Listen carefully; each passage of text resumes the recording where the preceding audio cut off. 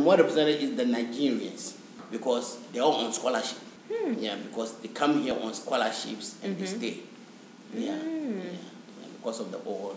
Most of them come on a scholarship. Yeah, so they stay. Yeah. Is there a certain place in Jacksonville where there are more Africans than in other places? Yeah, there are more in Arlington area, also around the Orange Park. Okay. Or Arlington and Orange Park, yeah. So you were talking about educating Americans and other people about your culture. About culture. Why do you think that's important? Well, okay, what we think is important is this. One, our culture is extended family policy. Okay, American culture is me, my wife, and my child. Okay, Yeah. and also we support each other. Here, it's kind of they are brought up to say, okay, you are better than the next person. So therefore, they live with it like that. Yeah. But at home, no. The vice president, the president, the bank manager, they are all blacks. So there's no way you're going to be working in an environment that your supervisor will come and tell you, oh, you are a hardworking black man, you are a hardworking black woman than the next person over there. Yeah. So you think you are better than the person. You see, in actual fact, it's just to pump you up, to work harder, or you just pick. And you just luckily pick. It's not that you are better than your fellow black American person. Yeah. So we try to let them know it's just a mind game. You see, it's not the reality of life, it's just a mind game. And then some people take it hard, and then some people, so because of that, when they are working, they don't trust each other. Yeah. You see, they don't trust, they really don't trust each other because that's the way they have been indoctrinated. You see, because if we trust each other, we can be stronger. Yes. You see, a family divided always fall. So with that type of thing, and also we let them know you give, not expecting a return at that particular time. A time is going to come, the person is going to help you. Like the old cliche, it takes a village to raise a child. Yeah. If you see your sister's children, your cousin's children, and you are doing well, reach out and help. You don't know which of them are going to look after you tomorrow. You see, that's the way we brought up our home. And then also, we try to let them know if you have a child, okay, it's your responsibility to look after the child, and you also have to let the child know it's his or her responsibility to look after you. The Americans don't do that. They grow up stranded because they haven't taught the children that it's their responsibility to look after them, so they don't know any better. But then again, at the age of 18, we send them away. To me, at the age of 18, they are too young to leave the house. Yeah. Yeah. You don't have that bond, the bonding yet. So therefore, they don't have the feeling for you because we try to let them go early, too early. 18, what do you know? With newly arrived families from Africa, have you noticed that they need something, like generally, they all kind of need something? In general, first and foremost, what they need, one, is the transportation. Knowing the system, okay, transportation, knowing the system, the healthcare. The third is the support of babysitting. Look at that. Because we are used to having cousins, uncles helping.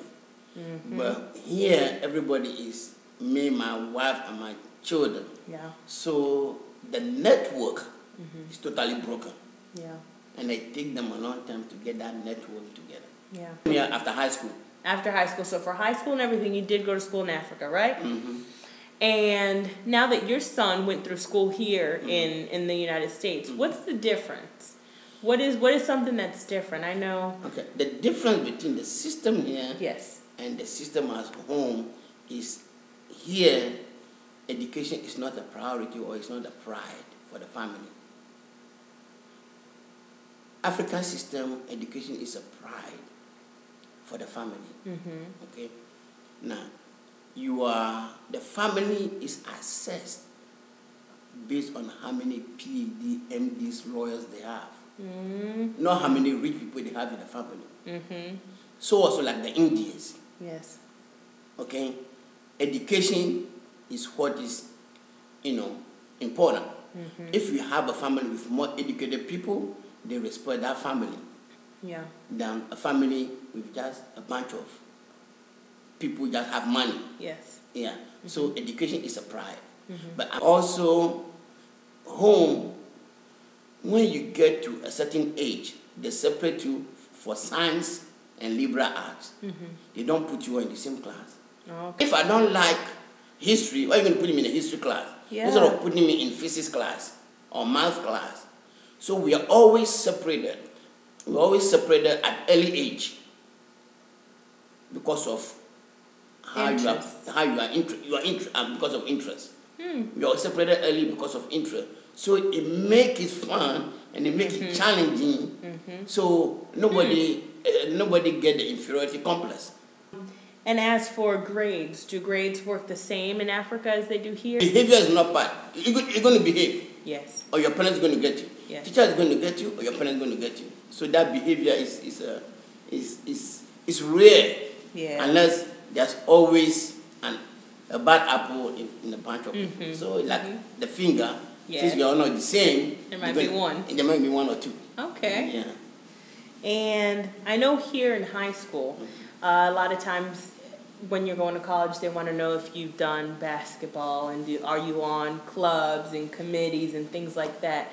In Africa, when you're in high school, do they do all that, or is it just academics? Well, it's more of academic. The clubs, you don't have the funds for too many clubs. Yeah. That's the clubs are limited.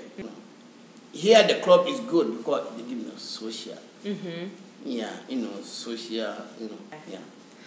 All right, so let's say there is a new family coming in to my school and they're going to enroll their little kids.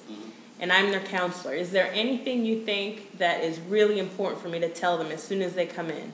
As soon as they're enrolling their child, what should I tell them about schools here? Okay, as soon as they enroll, the first thing you need to tell them is their children need to be, or you need to tell the family, not to let the children worry about being teased about their accent. Oh. That's first and foremost. Because some kids go into shell. Yes. Early age because of their accent. All right. And also the appearance and dress code. Okay. We have a tendency to dress early part as if we are home. Okay. Tell them about the dress code as early as possible so that they don't pick on them either. Because we try to go to school with open sandals in Africa, but here you can't do it. We try to have long skirts.